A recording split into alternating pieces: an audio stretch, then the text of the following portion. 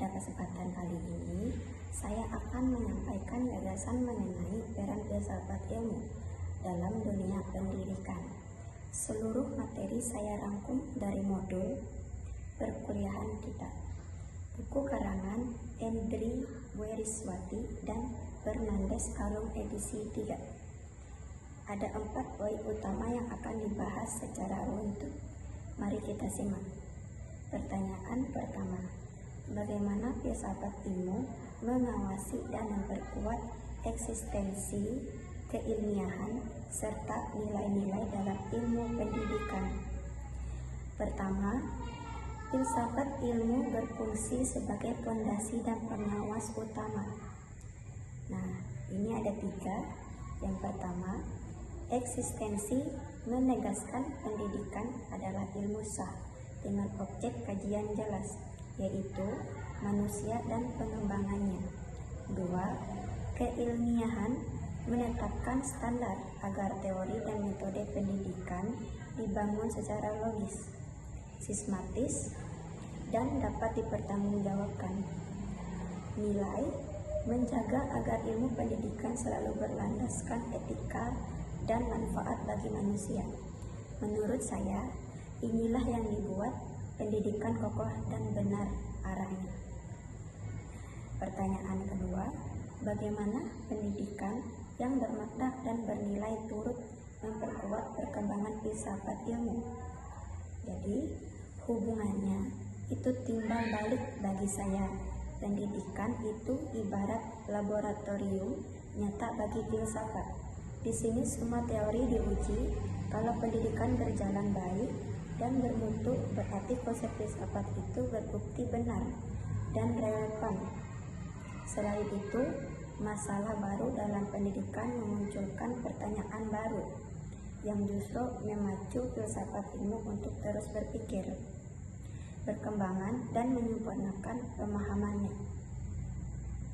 Yang ketiga, mengapa filsafat ilmu disebut pisau analisis ontologi, epistemologi, aksiologi dalam membedah persoalan pendidikan?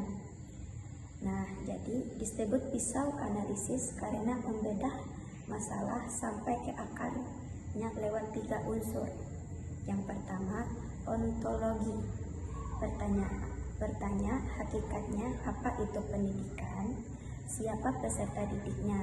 Kita paham, siswa itu manusia, berpotensi, bukan benda kosong. Yang kedua, epistemologi. Bertanya caranya, bagaimana cara menyampaikan dan memastikan kebenaran ilmu. Ini menentukan metode yang dipakai. 3. Aksiologi. Bertanya tujuannya. Untuk apa ilmu itu diajarkan? Apakah bernilai baik? Karena lengkap dari hakikat sampai tujuan.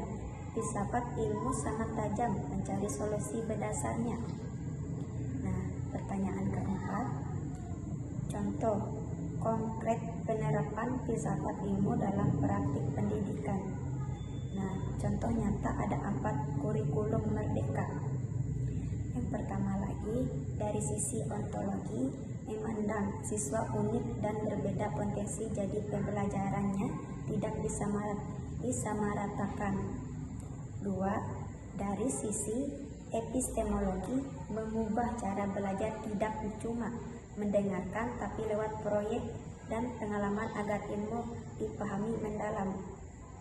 Yang ketiga, dari sisi aksiologi, tujuannya bukan cuma nilai tapi membentuk karakter dan akhlak mulia.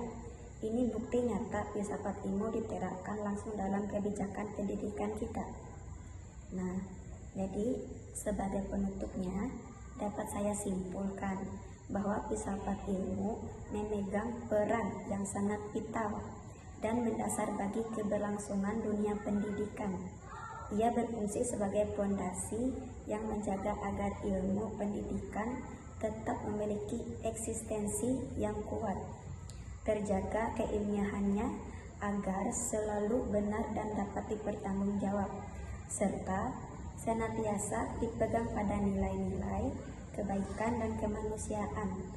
Hubungan keduanya pun saling menguatkan, di mana pendidikan menjadi tempat nyata bagi filsafat ilmu untuk terus diuji dan berkembang, sementara filsafat ilmu menjadi pisau tajam yang membedah setiap persoalan pendidikan hingga ke akarnya demi menemukan solusi yang tepat dan bermakna.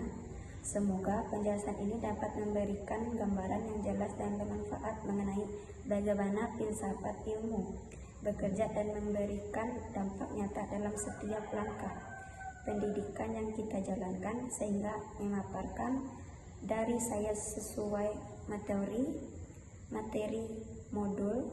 Terima kasih banyak atas perhatiannya dan waktu yang telah teman-teman berikan. Sampai di sini saja. Terima kasih. Assalamualaikum warahmatullahi wabarakatuh.